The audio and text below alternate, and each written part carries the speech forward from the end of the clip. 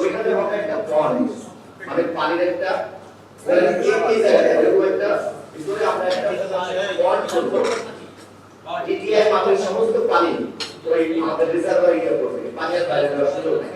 এক ইউরোপ একটা একটা শেড আছে না ওই সাইডে বলে যায়, ওটা আমরা ভেঙে ফেলতে ওইখানেই পন্ড হবে।